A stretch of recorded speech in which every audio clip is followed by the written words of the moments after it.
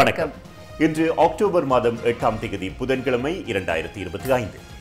மக்களுக்கு முன்னுரிமை அளிக்கும் நியூஸ் ஃபர்ஸ்டின் இரவு 8 மணி பிரதான செய்திகளோடு இணைந்திருக்கின்றீர்கள். உங்களோடு இணைந்து கொள்ளும் நாம் மதிவதனி குமார், ஞானகுமாரன் கணாதிபன். விரிவான செய்திகளுக்கு முன்னதாக தலைப்புச் செய்திகள். பெலவத்தையில் இருந்த அரசாங்கம் நிர்வகிக்கப்படுகிறது. ஜேவிபி செயலாளர் டில்வின் பதில். கோட்டாபய ஜனாதிபதியாகி 4 நாட்களுக்குள் ஷானி அபேசேகர இடமாற்றம் செய்யப்பட்டுள்ளார். 1 மாதத்துக்குள் விளக்கமறியலிலும் வைக்கப்பட்டுள்ளார். அடிப்படை உரிமை மனுக்களை விசாரணைக்கு எடுத்துக்கொள்ள உயர் நீதிமன்றம் அனுமதி. போலீஸ் ஆணைக்குழு சில அதிகாரங்களை போலீஸ் மா அதிபருக்கு வழங்கியதா? உயிர்த்த ஞாயிறு தாக்குதல் தொடர்பில் மைத்ரிபாலவிற்கு வந்த தொலைபேசி அழைப்புகளில் சஜின் பாஸின் தொலைபேசி இலக்கமும். சிஐடி விசாரணை ஆரம்பம்.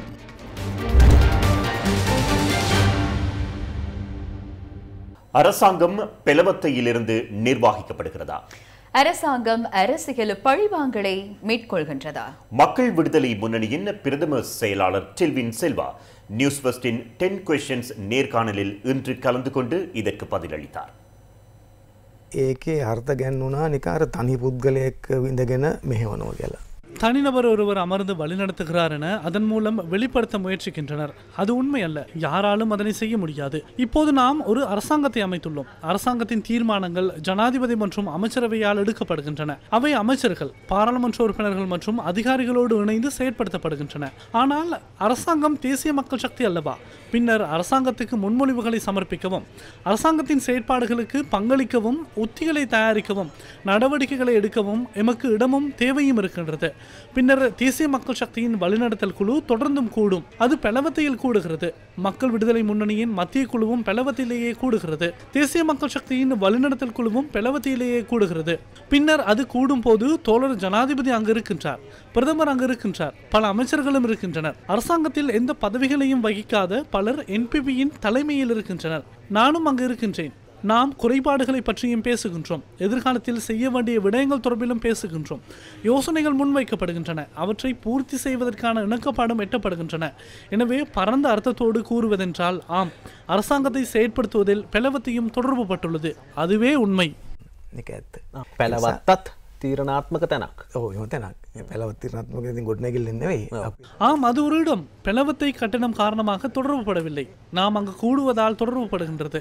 உண்மையை கூறுவதென்றால் தேசிய மக்கள் சக்தியின் அடிப்படை விடயங்கள் இடம்பெறும் இடம்.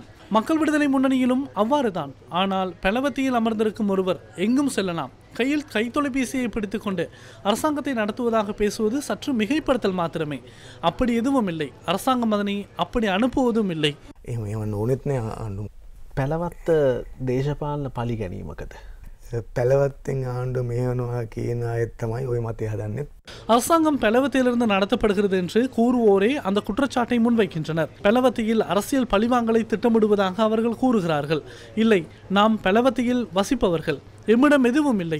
நாம் எப்போதும் காலையிலும் இரவிலும், இரவில் தூங்க செல்லும் போதும் நாட்டை பற்றியே சிந்திக்கின்றோம். காலையில் எழுந்தவுடன் இந்த நாட்டை எவ்வாறு முன்னோக்கி நகர்த்துவது என்பது தொடர்பிலேயே சிந்திக்கின்றோம். அதற்கான தடைகள் என்ன, அவற்றை எவ்வாறு நிர்வகிப்பது என்று யோசிக்கின்றோம். ஏனென்றால் பழிவாங்கவும் அரசியல் வேட்டையில் வீழ்த்துவதற்கும் எமக்கு ஒரு சக்தி வாய்ந்த எதிரி இல்லை. அனைத்து எதிர்கட்சி அரசியல் கட்சிகளும் தாமாகவே வீழ்ந்துள்ளன. அவற்றை காப்பாற்ற முடியாது. அவர்கள் மீண்டு வரவும் மாட்டார்கள். දේශපාලන පක්ෂ ඔක්කොම තමන් විසින් වැටලා තියෙන්නේ. ගොඩ ගන්න බෑ ඒගොල්ලන්. ඒගොල්ලෝ ගොඩ එන්නෙත් නෑ. எவ்வித நியாயமான காரணமும் இன்றி கொழும்பு குற்றத்தடுப்பு பிரிவினரால் கைது செய்யப்பட்டு விளக்கமறியலில் வைத்தமையின் மூலம் தமது அடிப்படை உரிமைகள் மீறப்பட்டுள்ளதாக தீர்ப்பளிக்குமாறு கோரி குற்றப்புலனாய்வு திணைக்களத்தின் பணிப்பாளர் ஷானி அபேசேகர உள்ளிட்ட 3 அதிகாரிகள் தாக்கல் செய்த அடிப்படை உரிமை மனுக்களை விசாரணைக்கு எடுத்துக்கொள்ள உயர்நீதிமன்றம் இன்று அனுமதி வழங்கியது. இந்த மனுக்கள் மஹிந்த சமயவர்தன, பிரியந்த பெர்னாண்டோ மற்றும் சோபித ராஜகருணா ஆகிய உயர் நீதிமன்ற நீதியரசர்கள் குழா முன்னிலையில் இன்று பரிசீலனைக்கு எடுத்துக் கொள்ளப்பட்டது. சிரேஷ்ட போலீஸ் அத்தியட்சகர் ஷானி அபேசேகரவுடன் அப்போதைய போலீஸ் இன்ஸ்பெக்டர்களாக இருந்த சுதாத் மெண்டிஸ் மற்றும் HTM பிரேமதிலக்கு ஆகியோர் இந்த அடிப்படை உரிமை மனுக்களை தாக்கல் செய்துள்ளனர். ஷானி அபேசேகர சார்பில் ஆஜரான சட்டத்தரணி சாந்த ஜெயவர்தன தனது சேவை பெறுநர் எதிர்கொண்ட நிலைமைகளை விளக்கினார். அதன்போது அவர் முன்வைத்த சில விடயங்களை இவை. 2019 ஆண்டு நவம்பர் மாதம் கோட்டாபய ராஜபக்ச ஜனாதிபதியாக நியமிக்கப்பட்டு 4 நாட்களுக்குள் குற்றப்புலனாய்வு திணைக்களத்தின் பணிப்பாளராக இருந்த ஷானி அபேசேகர தென்மாகாண பிரதி பொலிஸ் மாதிபரின் பிரத்யேக உதவியாளராக இடமாற்றம் செய்யப்பட்டார். அவ்வேளையில் உயிர்த்த ஞாயிறு பயங்கரவாத தாக்குதல், ஊடகவியலாளர்களான லசந்த விக்ரமதுங்கவின் கொலை, கேத் நோயர் கடத்தல், போத்தல ஜாந்தவின் கடத்தல் மற்றும் கொலை முயற்சி, பிரகித் எக்னலிகுட கடத்தி கொலை, திவைன ஆசிரியர் உபாலி தென்னகோன் மீதான தாக்குதல் உள்ளிட்ட பல முக்கியமான குற்றங்கள் தொடர்பான விசாரணைகள் ஷானி அபேசேகரவின் கீழ் இடம்பெற்று வந்தன. இடமாற்றம் செய்யப்பட்ட பின்னர் ஷானி அபேசேகர 2020 ஆண்டு ஜனவரி 7ஆம் தேதி பணி நீக்கம் செய்யப்பட்டார். அந்த ஆண்டு ஜூலை 31ஆம் தேதி அப்போதைய பிரதி பொலிஸ் மாதிபர் வாஸ் குணவர்தன உள்ளிட்ட சிலருக்கு எதிராக தாக்கல் செய்யப்பட்ட வழக்கில் பொய்யான சாட்சியங்களை உருவாக்கியதாக கூறி கொழும்பு குற்றத்தடுப்பு பிரிவின் அதிகாரிகள் ஷானி அபேசேகர உள்ளிட்ட சிலரை கைது செய்து சிறையில் அடைத்தனர். சுமார் 10 மாதங்களாக விளக்கமறியலில் வைக்கப்பட்டிருந்த இவர்கள் பின்னர் சட்ட அதிபரின் ஆலோசனையின்படி பிணையில் விடுவிக்கப்பட்டனர். சுமத்தப்பட்ட குற்றச்சாட்டுகள் தொடர்பாக கொழும்பு குற்றத்தடுப்பு பிரிவு எந்த சாட்சியங்களையும் சமர்ப்பிக்கவில்லை. இந்த சூழ்நிலையில் ஷானி அபேசேகர் உள்ளிட்ட 3 கைது செய்யப்பட்டமையானது முற்றிலும் அரசியல் காரணங்களுக்காக சட்டவிரோதமாக மேற்கொள்ளப்பட்ட ஒரு குரோத செயற்பாடு என தெரிவித்து அடிப்படை உரிமை மீறல் மனுக்கள் தாக்கல் செய்யப்பட்டன. பின்னர் மனுவை தாக்கல் செய்திருந்த குற்றப்புலனாய்வு திணைக்களத்தின் முன்னாள் போலீஸ் இன்ஸ்பெக்டர்களான சுதாத் மெண்டிஸ் மற்றும் HDM பிரேமதிலக்கு ஆகியோர் சார்பில் ஆஜரான சட்டத்திறனிகளான ஷஹான் டி சில்வா மற்றும் ஹஃபீல் ஃபாரிஸ் ஆகியோர் தமது சேவை பெறுநர் கொழும்பு குற்றத்தடுப்பு பிரிவிற்கு வரவழைக்கப்பட்டு ஷானி அபேசேகரவுக்கு எதிராக சாட்சியமளிக்க அழுத்தம் விடுக்கப்பட்டதாக தெரிவித்தனர். அவர்கள் அதனை நிராகரித்தமையினால் எவ்வித நியாயமான காரணமின்றி அவர்கள் கைது செய்யப்பட்டு சிறையில் அடைக்கப்பட்டதாகவும் சட்டத்திறனிகள் தெரிவித்தனர். அப்போதைய மேல் மாகாணத்திற்கு பொறுப்பான சிரேஷ்ட பிரதி பொலிஸ் மாதிபர் தேசபாந்த தென்னகோன், கொழும்பு குற்றத்தடுப்பு பிரிவின் முன்னாள் உதவி போலீஸ் அத்தியட்சகர் நெவில் டி சில்வா இந்த அடிப்படை உரிமை மனுக்களில் பிரதிவாதிகளாக குறிப்பிடப்பட்டுள்ளனர். முன்னாள் பிரதி பொலிஸ் மாதிபர் வாஸ் குணவர்தன குறித்த வழக்கில் பொய்யான சாட்சியங்களை உருவாக்கியமை தொடர்பான விசாரணைகளை தொடர்ந்து மனுதாரர்கள் கைது செய்யப்பட்டதாக பிரதிவாதிகள் சார்பாக இன்று நீதிமன்றத்தில் ஆஜரான சட்டத்தரணி சஞ்சீவ வீர விக்ரம கூறினார். நீதிமன்ற நடவடிக்கைகளை பின்பற்றிய பின்னர் நீதிமன்றத்தின் உத்தரவுகளை பின்பற்றி மனுதாரர்கள் கைது செய்யப்பட்டதாகவும் சட்டத்தரணி கூறினார். குரோத மனப்பாங்கில் கைதுகள் இடம்பெற்றதாக கூறும் குற்றச்சாட்டுகள் அடிப்படையற்றவை என தெரிவித்த சட்டத்தரணிகள் மனுதாரர்கள் அரசியல் காரணங்களுக்காக கைது செய்யப்பட்டிருந்ததாக குற்றம் சாட்டினாலும் அதை நிரூபிக்க எந்த சாட்சியமும் நீதிமன்றத்தில் சமர்ப்பிக்கப்படவில்லை என சுட்டிக்காட்டினர்.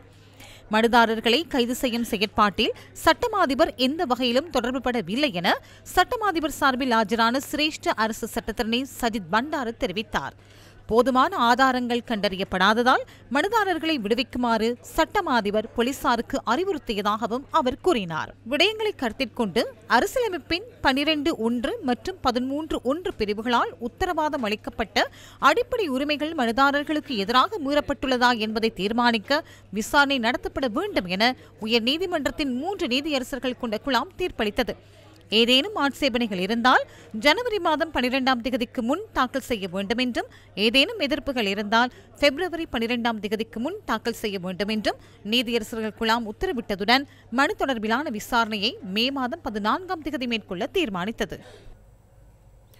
போலீசார் சுயாதீனமாக செயற்பட வேண்டும் என ஸ்ரீலங்கா பொதுஜன பெரமுனவின் தேசிய அமைப்பாளர் நாமல் ராஜபக்ஷ பாராளுமன்றத்தில் இன்று தெரிவித்தார்.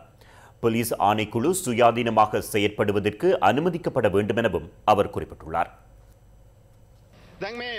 அண்மை காலமாக போலீஸ் திணைக்களம் அரசியல் மயமாக்கல் தொடர்பில் அனைவரும் பேசி வருகின்றனர்.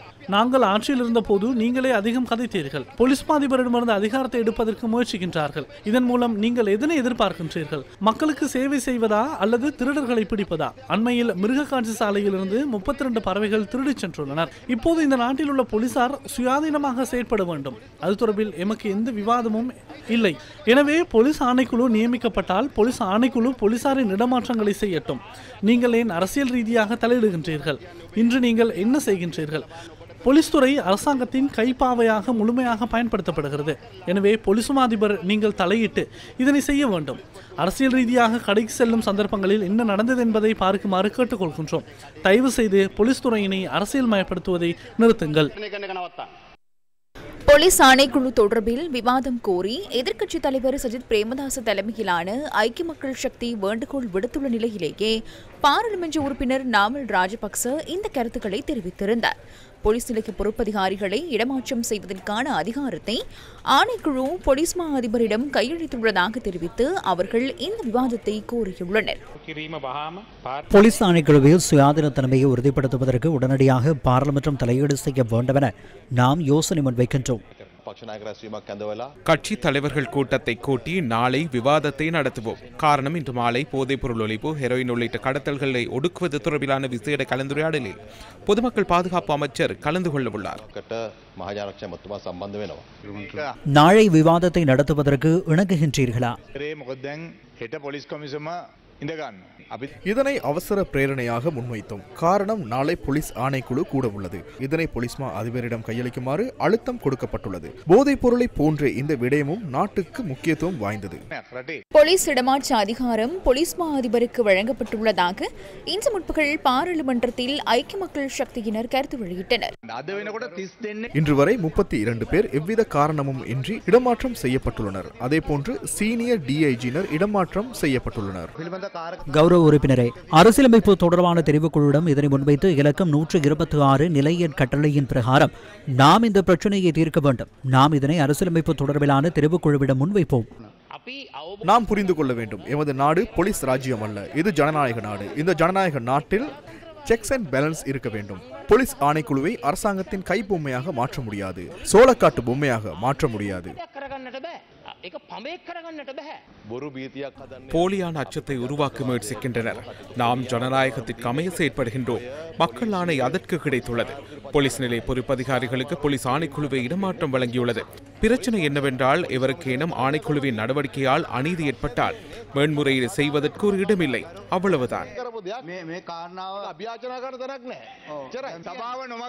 சபையை தவறாக வழிநடத்துவதற்கு இடமளிக்க முடியாது. கௌரவ சபாநாயகரே, ஆணைக்குழு எந்த ஒரு இடமாற்றத்தையும் வழங்கவில்லை. இடமாற்றம் வழங்கியவர்களை தற்போது போலீஸ் ஆணைக்குழு பார்த்துக் கொண்டுள்ளது. இவர்கள் சர்வதிகாரத்தை நோக்கி செல்லவே முயற்சிக்கின்றனர். போலீஸ் ஆணைக்குழு ஒருபோதும் வெளியிலிருந்து அதிகாரத்தை போலீஸ் மா அதிபருக்கு வழங்கியதில்லை. நானும் முன்னாள் போலீஸ் அமைச்சர். நாம் ஒருபோதும் இதில் தலையிடப் போவதில்லை. நானும் முன்னாள் போலீஸ் அமைச்சர். நாம் ஒருபோதும் இதில் தலையீடு செய்யவில்லை. போலீஸ் ஆணைக்குழு போலீஸ் மா அதிபருக்கு அதிகாரத்தை வழங்கினால் போலீஸ் மா அதிபர் அத்தகைய ஒன்றை செய்யும் போது போலீஸ் ஆணைக்குழுவில் மேன்முறையீடு செய்ய முடியும். ஆகவே ஆணைக்குழு விருப்பத்துடன் அந்த அதிகாரத்தை போலீஸ் மா அதிபருக்கு வழங்குகிறது. ஏதேனும் அநீதி ஏற்பட்டால் மேன்முறையீடு செய்வதற்கு ஆணைக்குழு உள்ளது. ஆகவே யாரும் அச்சமடைய வேண்டாம், நீங்கள் குழப்பமடைய வேண்டாம், அச்சமடைய வேண்டாம். தமக்கு வழங்கப்பட்டுள்ள அதிகாரத்தை பொறுப்பளிப்பதற்கான அதிகாரம் போலீஸ் ஆணைக்குழுவிற்கு அரசியலமைப்பின் ஊடாக வழங்கப்பட்டுள்ளது. அவ்வாறாயின் ஜனாதிபதியின் உத்தரவிற்கு அமையவோ பாராளுமன்றத்தின் உத்தரவிற்கு அமையவோ போலீஸ் ஆணைக்குழு போலீஸ் மா அதிபருக்கு அதிகாரத்தை வழங்கவில்லை. போலீஸ் ஆணைக்குழு எடுக்கும் தீர்மானத்திற்கு அமையவே இது நடக்கின்றது. போலீஸ் ஆணைக்குழுவில் தற்போது நாம் நியமித்த ஒரு உறுப்பினர் மாத்திரமே இருக்கின்றார். ஏற்கனவே, அதாவது ரணில் விக்ரமசிங்கவின் அரசாங்கத்தின் கீழ் நியமிக்கப்பட்ட ஆணைக்குழு உறுப்பினர்களே இன்றும் பெரும்பான்மையாக உள்ளனர். ஆகவே இந்த அனாவசியமான கருத்துக்களை வெளியிடுவதும் பாராளுமன்றத்தில் விவாதிப்பதன் ஊடாக போலீஸ் ஆணைக்குழுவிற்கு அழுத்தம் ஏற்படுகின்றது. போலீசார் இன்று முன்னெடுக்கும் நடவடிக்கைகளுக்கு அழுத்தம் ஏற்படுகின்றது. போலீஸ் ஆணைக்குழுவின் சில அதிகாரங்கள் போலீஸ் மா அதிபருக்கு வழங்கப்பட்டுள்ளனவா? இது தொடர்பில் தேசிய போலீஸ் ஆணைக்குழுவிடம் நியூஸ் ஃபர்ஸ்ட் வினவியது. ஆணைக்குழுவின் பதிலே இது. மேற்கோள் ஆரம்பம். இதுவரை அவ்வாறான இறுதி முடிவு எதுவும் மேற்கொள்ளப்படவில்லை. தற்போது போலீஸ் நிலைய பொறுப்பதிகாரி முதல் சிரேஷ்ட பிரதி போலீஸ் மா அதிபர் வரையிலான நியமனங்கள், பதவி உயர்வு, நியமனங்கள் மற்றும் இடமாற்றம் என்பனவற்றை தேசிய போலீஸ் ஆணைக்குழுவினால் மேற்கொள்ளப்படுகிறது. போலீஸ் கான்ஸ்டபிள் முதல் பிரதான போலீஸ் இன்ஸ்பெக்டருக்கு பொறுப்பாக போலீஸ் மா அதிபர் செயற்படுகிறார். சில இடங்களில் உதவி போலீஸ் இன்ஸ்பெக்டர், போலீஸ் பரிசோதகர் மற்றும் பிரதான போலீஸ் இன்ஸ்பெக்டர் நிலைய பொறுப்பதிகாரிகளாக செயற்படுகின்றனர். நியமனங்கள் மற்றும் இடமாற்றங்கள் தொடர்பிலான அதிகாரத்தை போலீஸ் மா அதிபர் கூறியிருந்தார். அது தொடர்பில் ஆணைக்குழு முறைமையொன்றை உருவாக்கியுள்ளது. அதன் பிரகாரம் மாத்திரமே நியமனங்கள் மற்றும் இடமாற்றங்கள் மேற்கொள்ள முடியும். அதனை தவிர வேறு எவரேனும் செயற்பட்டால் போலீஸ் ஆணைக்குழுவிடம் மேன்முறையீடு செய்ய முடியும். ஆணைக்குழு அதனை கையாளுகிறது. அரசியலமைப்பின் பிரகாரம் ஆணைக்குழுவினால் போலீஸ் மா அதிபருக்கு வழங்க முடியும். போலீஸ் மா அதிபர் தன்னிச்சையாக செயற்பட்டால் வர்த்தமானி அறிவித்தலின் மூலம் அதிகாரத்தை மீள பெற்றுக் கொள்ளவும் முடியும். மேற்கோள் நிறைவு. இதேவேளை பாரதூரமான ஊழல் மோசடிகள் தொடர்பில் விசாரணைகள் முன்னெடுக்கப்பட்டு வருகின்ற நிலையில் லஞ்ச ஊழல் விசாரணை ஆணைக்குழுவின் பணிப்பாளர் நாயகத்தின் நியமனம் குறித்து ஐக்கிய மக்கள் சக்தி தலைமையிலான எதிர்க்கட்சியின் பாராளுமன்ற உறுப்பினர்கள் சபையில் விமர்சனங்களை முன்வைத்தனர். பாராளுமன்றத்தில் நேற்று உரையாற்றிய ஐக்கிய மக்கள் சக்தியின் பாராளுமன்ற உறுப்பினர் தயாசிறி ஜெயசேகர லஞ்ச ஊழல் விசாரணை ஆணைக்குழுவின் பணிப்பாளர் நாயகம் பதவிக்கான நியமனம் தொடர்பிலான பரிந்துரைகள் முன்வைக்கப்பட்ட போது குறித்த பெயரை தற்போதைய 2 ஆளுநர்களே அரசியலமைப்பு பேரவைக்கு பரிந்துரை செய்துள்ளதாக குறிப்பிட்டார். இதனை பரிந்துரை செய்யும் போது அவர்கள் ஆளுநர்களாக நியமிக்கப்பட்டிருந்ததாகவும் அது அரசியல் அழுத்தமாக அமைந்துள்ளதாகவும் பாராளுமன்ற உறுப்பினர் கூறியுள்ளார். இதேவேளை புதிய ஜனநாயக முன்னணியின் பாராளுமன்ற உறுப்பினர் சாமர சம்பத் தசநாயக்க பாராளுமன்றத்தில் லஞ்ச ஊழல் விசாரணை ஆணைக்குழுவின் பணிப்பாளர் நாயகத்தை இன்று விமர்சித்தார். ரங்க திசாநாயக்கவிற்கு நான் சவால் விடுக்கின்றேன். 2017ஆம் ஆண்டு நாட்டில் இடம்பெற்ற மிகப்பெரிய திருட்டு யாருடையது? மிகப்பெரிய திருட்டு என்னவென்றால் சிங்கப்பூரில் இருக்கும் அர்ஜுன மகேந்திரன் வங்கியில் திருடியதை மிகப்பெரிய திருட்டு. அந்த சந்தர்ப்பத்தில் யார் இருந்தார்? ரங்க திசாநாயக்க. தற்போது எனது கடவுச்சீட்டு நிறுத்தப்பட்டுள்ளது. ரங்க திசாநாயக்க தூய்மையானவர் என்றால் அவர் தற்போது ஊடகத்திற்கு வருகின்றார். சட்டத்திற்கு அமைய அவர் ஊடகத்திற்கு முன்னால் வர முடியாது. ஊடகத்திற்கு வந்து படம் காட்டுகின்றார். படம் காட்டினால் பரவாயில்லை. 2017ஆம் ஆண்டு கோட்டை நீதவான் யார் என்பதை கூற வேண்டும். அவர் இல்லை என்றால் பரவாயில்லை. எனினும் அவர் கூற வேண்டும். 2017ஆம் ஆண்டு அர்ஜுன் மகேந்திரனின் கடவுச்சீட்டை விடுவித்தவர் யார்? 2017ஆம் ஆண்டு கோட்டை நீதவானாக யார் அதனை செய்தது? இந்த குற்றச்சாட்டு அரசியல் மேடையில் பல்வேறு சந்தர்ப்பங்களில் முன்வைக்கப்பட்டதை அடுத்து லஞ்ச ஊழல் விசாரணை ஆணைக்குழுவின் பணிப்பாளர் நாயகம் ரங்க திசாநாயக்க கடந்த 2ஆம் தேதி ஊடக சந்திப்பொன்றை ஏற்பாடு செய்து விடயங்களை தெளிவுபடுத்தினார். நான் அப்படியொன்றை செய்யவில்லை என்பது மிகவும் தெளிவாக உள்ளது. அர்ஜுன் மகேந்திரன் மற்றும் ரவி கருணாநாயக்க உள்ளிட்ட அனைவருக்கும் கோட்டை நீதவான் என்ற வகையில் நான் 2018ஆம் ஆண்டு பிடியாணை பிறப்பித்தேன். அந்த சந்தர்ப்பத்தில் நான் பிடியாணை பிறப்பித்தமை பிழையானதென தெரிவித்து அவர்கள் எனக்கு எதிராக மேன்முறையீட்டு நீதிமன்றத்தை நாடினர். ஆனால் அவர்கள் கூறும் வகையிலான ஒன்று இடம்பெறவில்லை. தற்போது நீங்கள் நீதி சேவைகள் ஆணைக்குழுவில் முறைப்பாடு செய்ய முடியும். நான் நீதிமன்ற அதிகாரியாக இத்தகைய தவறை செய்திருந்தால் முறைப்பாடு செய்ய முடியும். இதேவேளை தமக்கு எதிராக லஞ்ச ஊழல் விசாரணை ஆணைக்குழு வழக்குகளை தொடர்ந்துள்ள பின்புலத்திலேயே பாராளுமன்ற உறுப்பினர் சாமர சம்பத் தசநாயக்க ஆணைக்குழுவின் பணிப்பாளர் நாயகத்தை விமர்சித்து சபையில் கருத்து வெளியிட்டுள்ளார். ஊவா மாகாண முதலமைச்சராக பதவி வகித்த போது மேற்கொண்ட நிதி மோசடி தொடர்பிலேயே பாராளுமன்ற உறுப்பினருக்கு எதிராக வழக்கு தாக்கல் செய்யப்பட்டுள்ளது. இந்த வழக்கின் விளக்கமறியலில் வைக்கப்பட்டிருந்த பாராளுமன்ற உறுப்பினர் பிணையில் விடுவிக்கப்பட்டார்.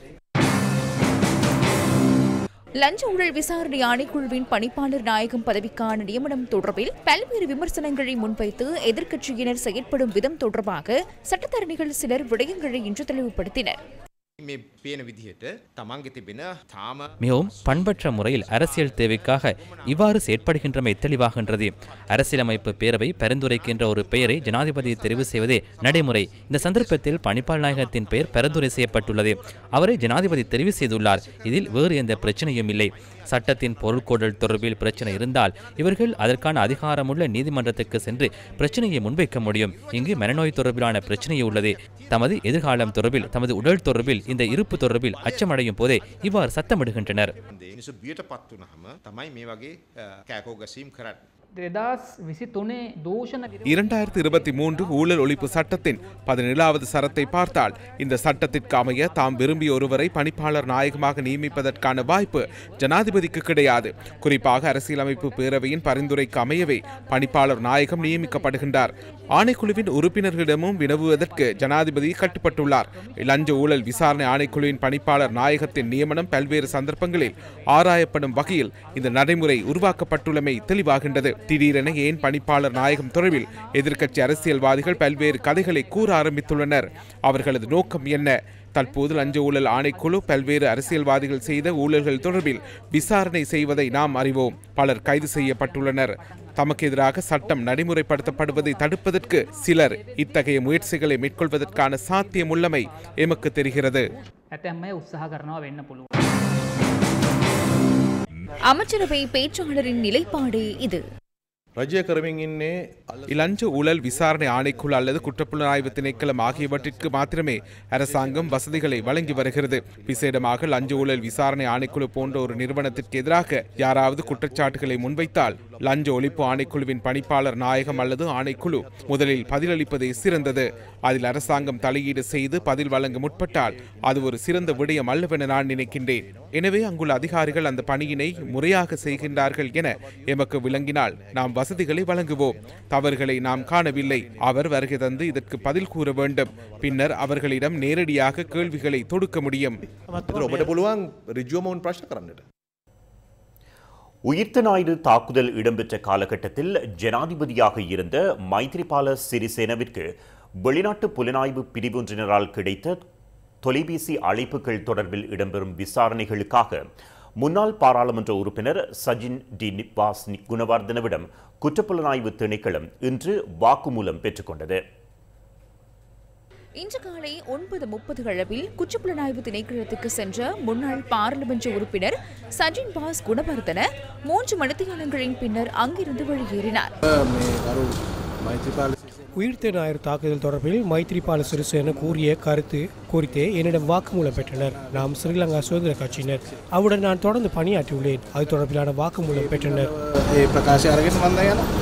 உயிர்த்த ஞாயிறு தாக்குதலின் போது சர்வதேச புலனாய்வு சேவையிடமிருந்து அப்போதைய ஜனாதிபதி மைத்ரிபால சிறிசேனவுக்கு கிடைத்ததாக கூறப்படும் தொலைபேசி அழைப்புகள் தொடர்பிலான விசாரணைகளை குற்றப்புலனாய்வு திணைக்களம் முன்னெடுத்து வருகின்றது.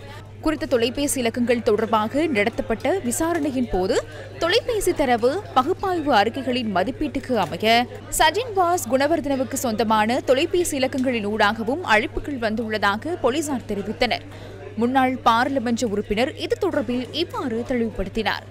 மேற்கோள் ஆரம்பம். உயிர்த்த ஞாயிறு தாக்குதல்கள் தொடர்பிலான விசாரணையின் போது மைத்ரிபால சிறிசேனவுக்கு கிடைத்த அனைத்து தொலைபேசி இலக்கங்கள் தொடர்பிலும் விசாரணை இடம்பெறுகிறது. நான் பயன்படுத்திய இந்தியாவின் ஒரு இலக்கமும் அதில் காணப்படுகிறது. இது தொடர்பில் விசாரிப்பதற்காக குற்றப்புலனாய்வு திணைக்களம் என்னை அழைத்திருந்தது. மேற்கோள் நிறைவு. இந்திய அரசாங்கத்தின் நிதியுதவியில் மலையக மக்களுக்கு வீட்டுத் திட்டங்களை வழங்கும் நிகழ்ச்சி திட்டத்தின் கீழ் இம்முறை 2056 பேருக்கு வீடுகள் கையளிக்கப்பட உள்ளன.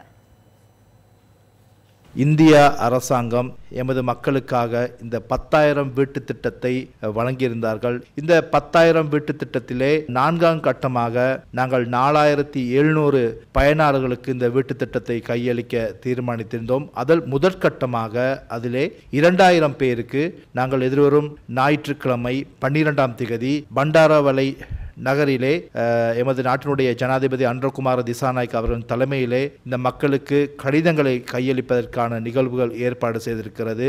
அதே போல காணி 10 பேச்சஸ் காணியும் நாங்கள் வழங்குகின்றோம். அந்த காணிக்கான உரித்தும் அன்று மக்களுக்கு வழங்கப்படுவது ஒரு விசேஷமான அம்சமாகும். மலையக மக்களுக்காக இந்திய உதவியின் கீழ் வீட்டு திட்டங்கள் வழங்கும் செயற்பாடுகள் முன்னெடுக்கப்பட்டு வருகின்றன. 2025ஆம் ஆண்டு 2056 பேரை வீட்டு திட்டங்களை வழங்குவதற்காக தெரிவு செய்துள்ளோம். 2056 பேருக்கும் இந்திய உதவியின் கீழ் வீடுகளை கட்டுவதற்கான நிதியை நாங்கள் பெற்றுக் கொடுப்போம். இலங்கை மக்களின் வரிப்பணத்திலும் வீடுகள் கட்டி முடித்த பின்னர் அடிப்படை வசதிகளை பூர்த்தி செய்வதற்காக வீதிகளை அமைக்க மின்சாரம், குடிநீர் திட்டம் ஆகியவற்றை பெற்றுக் கொடுக்க இலங்கை அரசாங்கம் நிதியினை பெற்றுக் கொடுக்கும். குறித்த பயனாளிகளுக்கு 10 பர்ச்சஸ் காணியினை வழங்குவதற்கும் நாங்கள் நடவடிக்கை எடுத்துள்ளோம்.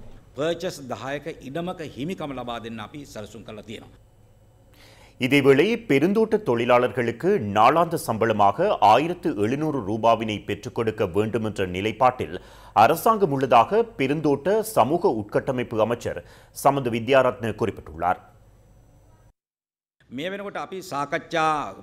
பெருந்தோட்ட நிறுவனங்களுடன் நாங்கள் 3 கலந்துரையாடல்களை மேற்கொண்டுள்ளோம். தொழில் அமைச்சர் கலாநிதி அனுல் ஜாயந்த, நாங்களும் எங்களுடைய அமைச்சின் அதிகாரிகளும் தொழிலமைச்சின் அதிகாரிகளும் தோட்ட நிறுவனங்களின் தலைவர்களும் இணைந்து பல சுற்று பேச்சுவார்த்தைகளை நாங்கள் முன்னெடுத்துள்ளோம். இதுவரை இறுதிக்கட்ட முடிவினை எட்ட முடியவில்லை. அரசாங்கம் 1,700 ரூபாவை பெற்றுக் கொடுக்க வேண்டும் என்ற நிலைப்பாட்டில் கலந்துரையாடி வருகின்றோம். இது தொடர்பில் முதலாளிமார் சம்மேளனம் பெருந்தோட்ட நிறுவனங்களுக்குள்ள பிரச்சினை தொடர்பில் அறிவிக்குமாறு அறிவித்துள்ளோம். கலந்துரையாடல் நடைபெற்றது. எவ்வாறாயினும் அடுத்த வரவு செலவு திட்டத்திற்கு முன்னர் இது தொடர்பிலான கலந்துரையாடல்களை நிறைவு செய்ய உள்ளோம். நாங்கள் அரசாங்கம் என்ற ரீதியில் கலந்துரையாடி வருகின்றோம். பெருந்தோட்ட துறையில் உள்ள தோட்ட தொழிலாளர்களின் வாழ்வாதார வாழ்வாதாரத்தை மேம்படுத்துவதற்கு அரசாங்கத்தினால் முன்னெடுக்க வேண்டிய நடவடிக்கைகள் தொடர்பிலும் கலந்துரையாடி வருகின்றோம். நாங்கள் இணக்கம் தெரிவித்த 1700 ரூபாய் நாளாந்து சம்பளத்தை பெற்றுக் கொடுப்பதற்கான நடவடிக்கைகளை எடுப்போம். மலேக அபிவிருத்தி நிதியம் தொடர்பில் பாராளுமன்ற உறுப்பினர் மனோ கணேசன் எழுப்பிய கேள்விக்கு அமைச்சர் ராமலிங்கம் சந்திரசேகர் பதிலளித்தார். நான் அனுப்பிய கடிதத்திற்கு ஜனாதிபதி அனுரகுமார திசாநாயக்க பதில் அளித்துள்ளார். பெருந்தோட்ட கைத்தொழில் புதிய கிராமங்கள் அபிவிருத்தி அதிகார சபை தொடர்பிலான விடயத்திற்கு பதிலளித்துள்ளார். மலேக அபிவிருத்தி அதிகார சபையை இல்லாமல் செய்ய வேண்டாம் என அரசாங்கத்திடம் வேண்டுகோள் விடுக்கின்றோம். அது தொடர்பில் ஆய்வு செய்வதற்காக ஜனாதிபதியின் செயலாளர் எமக்கு வழங்கியுள்ள பதில் குறிப்பிடப்பட்டுள்ளது. அமைச்சின் செயலாளர் மூவரும் அமைச்சரை விட, ஜனாதிபதியினை விட, பிரதமரை விட அதிகாரம் படைத்தவர்களா என்று எனக்கு தெரியாது. அதிகாரிகளுக்கு கொள்கைகளை உருவாக்க முடியாது, சட்டங்களை உருவாக்க முடியாது. நாம் உருவாக்கும் சட்டத்தை அவர்கள் செயல்படுத்த வேண்டும். அவர்களுக்கு விரும்பியவாறு வேலை செய்ய முடியாது. மலேக அபிவிருத்தி நிதியத்தை எந்த காரணம் கொண்டு நாங்கள் இல்லாதொழிக்க போறது இல்லை. இதை எங்களுடைய பிரதமருடைய அந்த முடிவு தான் வேறு எதுவுமில்லை. இதை மேலும் விரிவாக்கம் செய்கின்ற நடவடிக்கை எடுங்க, மேலும் டெவலப் பண்ணுங்கன்னு சொல்லுகின்ற அந்த செயலாளர் அந்த வகையான நபர் இல்லை. ஏன்னு கேட்டால் நான் அவரோட கொஞ்சம் கூடுதலாக பழகியிருக்கேன். உண்மையில் அவர் இது சம்பந்தமாக பாசிட்டிவாக பார்க்கின்ற மலேக மக்களுக்கு வேலை செய்ய வேண்டும் என்று நினைக்கின்ற ஒரு நபர். அதனால வேண்டி அவர் சம்பந்தமான செய்தியின் தவறான எதை எவ்வாறானால் நாங்கள் மலேக அபிவிருத்தி மையத்தை நாங்கள் இல்லாதொழிக்க போகிறது இல்லை. இந்த மலேக அதிகார சபையை நீங்கள் அழிக்க மாட்டீர்கள், ஒழிக்க மாட்டீர்கள் என்ற அந்த உத்தரவாதத்தை நினைத்து மகிழ்ச்சி அடைகிற சந்தோஷமாக இருக்கிறேன். ஆனால் ஜனாதிபதி அவர்கள் எனக்கு தந்திருக்கக்கூடிய கடிதத்திலே கூறப்பட்டிருக்க விஷயம் என்னவென்றால், it is presently under review. ஆகவே இது சம்பந்தமாக ஒரு பிரச்சனை இருக்கிறது, ஏற்றுக்கொண்டிருக்கின்றார். ஜனாதிபதி சொல்லியிருக்கார், எனக்கு இந்த கடிதம் இங்கே இருக்கிறது, தயவு செய்து அதை பேசி நீங்கள் அதை முன்னெடுங்கள் என அதிகமாக. அரசாங்கம் என்ற ரீதியில் நாம் கொள்கையில் உள்ளோம். இதனை இல்லாமல் செய்ய போவதில்லை. அதனை நாம் தொடர்ந்து முன்னெடுப்போம். இந்தியாவின் தமிழகத்திலிருந்து CF ஸ்ரீலங்காவின் மன்னார் கீரி கடற்கரை பகுதிக்கு டிங்கி படகின் மூலம் சட்டவிரோதமாக பொருட்களை ஏற்றி வந்த சந்தேக நபரை கடற்படையினர் நேற்று முன்தினம் கைது செய்துள்ளனர். CF ஸ்ரீலங்கா கடல் வழியே இடம்பெறும் பல்வேறு சட்டவிரோத நடவடிக்கைகளை தடுப்பதற்கு கடற்பகுதியில் வழக்கமான ரோந்து தேடல் நடவடிக்கைகளை கடற்படையினர் மேற்கொண்டு வருகின்றனர். இதன்போது குறிப்பிட்ட CF ஸ்ரீலங்காவின் மன்னார் கீரி கடல் பகுதி வழியாக கடற்கரைக்கு வந்த சந்தேகத்துக்கிடமான டிங்கி படகு கடற்படையினரால் கண்காணிக்கப்பட்டு ஆய்வு செய்யப்பட்டது. சட்டவிரோதமாக நாட்டிற்கு கொண்டு வரப்பட்ட 56,870 மாத்திரைகள், அழகு சாதன பொருட்கள், மசாலா பொருட்களும் கடற்படையினரால் கைப்பற்றப்பட்டன. குறித்த சம்பவம் தொடர்பில் தாழ்வுபாடு பகுதியைச் சேர்ந்த ஒருவர் கைது செய்யப்பட்டுள்ளார். யாழ்ப்பாணம் பாசையூர் பகுதியில் ஹெரோயின் போதைப்பொருள் மற்றும் 3 வாள்களுடன் சந்தேக நபர் ஒருவர் நேற்று கைது செய்யப்பட்டுள்ளார். கைது செய்யப்பட்டவரை எதிர்வரும் 22ஆம் தேதி வரை விளக்கமறியலில் வைக்குமாறு யாழ் நீதவான் உத்தரவிட்டார். யாழ்ப்பாணம் பாசையூர் பகுதியில் யாழ்ப்பாணம் மாவட்ட குற்றத்தடுப்பு போலீசாரால் மேற்கொள்ளப்பட்ட விசேட சுற்றிவளைப்பில் சந்தேக நபர் கைது செய்யப்பட்டுள்ளார். யாழ்ப்பாணத்தைச் சேர்ந்த 24 வயதானவரை கைது செய்யப்பட்டுள்ளார். இதன்போது ஹெரோயின் போதைப்பொருளுடன் 3 வாள்களும் மீட்கப்பட்டுள்ளதாக போலீசார் தெரிவித்தனர். குறித்த சந்தேக நபருக்கு எதிராக வாழ்விட்டு சம்பவங்கள் தொடர்பிலான வழக்குகள் நிலுவையில் உள்ளதாக போலீசார் தெரிவித்துள்ளனர். இந்த நிலையில் குறித்த சந்தேக நபர் யாழ்ப்பாணம் நீதவான் நீதிமன்றத்தில் ஆஜர்படுத்தப்பட்டிருந்தார். இதனிடையே எதிர்வரும் 22ஆம் தேதி வரை சந்தேக நபரை விளக்கமறியலில் வைக்குமாறு யாழ்ப்பாண நீதவான் உத்தரவிட்டார். பாராளுமன்றத்தில் நிறைவேற்றப்பட்டுள்ள மின்சார திருத்த சட்டமூலத்திற்கு அமைய மின்சார சபையை மறுசீரமைக்கும் செயற்பாட்டை அடிப்படையாக கொண்டு மின்சார பொறியியலாளர்கள் மின்சக்தி அமைச்சுக்கு ஆதரவளிக்காமல் தொழிற்சங்க நடவடிக்கையை ஆரம்பித்துள்ளனர். இதனிடையே ஐக்கிய மக்கள் சக்தி, ஸ்ரீலங்கா பொதுஜன பெரமுன மற்றும் ஸ்ரீலங்கா சுதந்திர கட்சி உள்ளிட்ட எதிர்க்கட்சிகளுடன் தொடர்புடைய மின்சார சேவை ஊழியர்கள் சட்டப்படி வேலை செய்யும் தொழிற்சங்க நடவடிக்கையை முன்னெடுத்துள்ளனர். தொழிற்சங்கங்கள் இந்த தொழிற்சங்க நடவடிக்கையை முன்னெடுத்துள்ளமைக்கான காரணம் என்ன? நாட்டு மக்களின் மின்சார கட்டணத்தை குறைப்பதற்காகவா? அவ்வாறு இல்லையென்றால் அவர்களின் தனிப்பட்ட சிறப்புரிமைகளை உறுதிப்படுத்திக் கொள்வதற்காக அல்லது அதனை அதிகரித்துக் கொள்வதற்காகவா? இலங்கை மின்சார சபைக்கு என்ன நடந்தது? 2015 ஆண்டு முதல் 2023 ஆண்டு வரை மின்சார சபை தொடர்ச்சியாக நட்டத்தை சந்தித்தது. தரவுகளை பார்ப்போம். மின்சார சபையின் ஒட்டுமொத்த நட்டத்தை வருடாந்த கணக்கறிக்கையை வெளிப்படுத்துகின்றது.